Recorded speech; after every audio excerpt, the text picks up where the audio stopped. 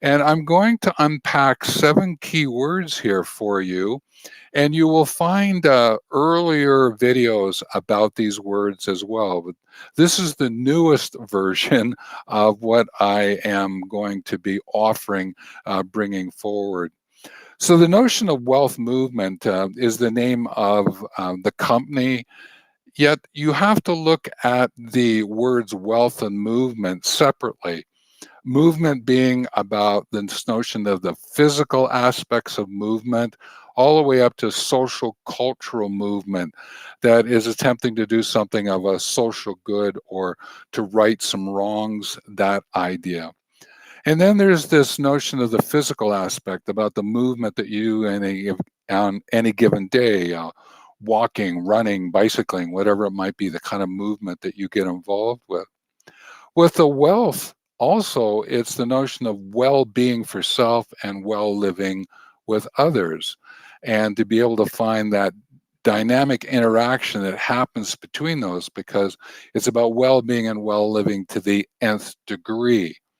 So when I bring WELLth Movement out, yes, it's the name of the company, but it's also 2 important words that I'm bringing forward to ignite interest for you, to provide insights and ideas, to be able to bring forward interpretations, investigations that I have been gaining with time. And then I want to bring forward this notion of legacy.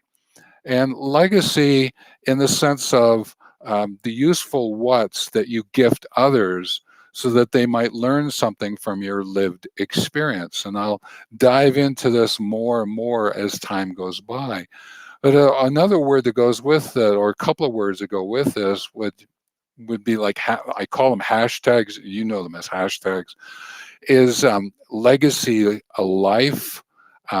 Living legacy, legacy project, these kind of words, hashtag words that I'll be bringing forward and sharing with you what are my legacy projects. I've hinted at them already. One is about forest and trees called Awareness. Another legacy is around mentoring, and I'll be bringing those out as time goes by. But how do I bring this story of legacy for you that you might then say, well, what is my legacy as a solo ager or as someone who's aging and looking at what that means for myself and or friends? I could be with the family. There's all different ways in which to unpack this. There's also this notion of safety, and I bring it to the foreground at this point because there's a lot of persons who find themselves in mental health distress. Um, the emotions are a little out of whack for themselves. They might find that there might be some physical ailments, and that presents safety. And I will go so far as the solual, this multi sense aspect, that there's a lot more to the world than just the 5 senses. And what's happening is that you're finding yourself being challenged in a lot of different ways. There's a term called psychological safeties. I'll extend it to social psychological safety. I'll even go so far as to say holistic social psychological safety. There's a lot of these words starting to pop up about how to take care of ourselves, how to take care with others, and how to ask for assistance. There's this safety aspect of what's going on. And it's the notion of safe systems and safer practices. And I would like to take a look at those a little bit more as time goes by. Another area, and I've hinted at it with the mentoring, is what is the story of education in your life? Continuous learning, continuous education opportunities. How might you assist others through something like mentoring? How do you leverage your experience? How do you remain relevant in what you do? Education as a background story is something that's very important to me because it's actually where I did my doctorate, was in the field of education. And I've written around this, and I'm going to bring it out through more books and workbooks and bring it forward to sort of heighten the awareness of how education leans into a legacy that could become a movement, and see what it does to help you out. What I also want to do is take a look at this whole thing called experience, extraordinary experiences.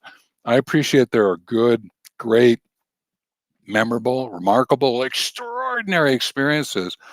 And it was something that I really leaned into for a number of years, especially when I was interacting with organizations doing organization group and team development, organization culture work, is how to create and why create extraordinary experiences. And to be able to do that, one has to look at it from a safety point of view. How does education lean into that? But also, what kind of extraordinary experiences can I create myself to assist my legacy? And being able to use legacy as a way to create extraordinary experiences with others. There's something there. And how might extraordinary experiences be framed as a movement? So, again, lots to unpack and have some fun with. The other one is nature. And again, I've hinted at this forest and trees, and something called awareness that I'm working with. And I'll be providing more links to this as time goes by in the other YouTube channels.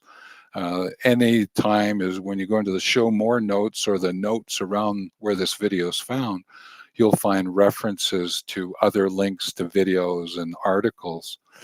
But the idea of nature as a self-care companion and living systems educator, there's a lot unfolding in this connection with nature, both literally and metaphorically. And I would like to bring that forward for you because I use a lot of metaphors based on nature, like the use of pathway and path stones, and the idea of being able to take a look at the creation of bridges across rivers and how to make connections from one side to the other. There are lots of ways in which I'm going to bring the story of nature forward, how to use trees and forests as a way to take a look at legacy and living legacy life. So a lot's going to unfold as I bring this whole story forward.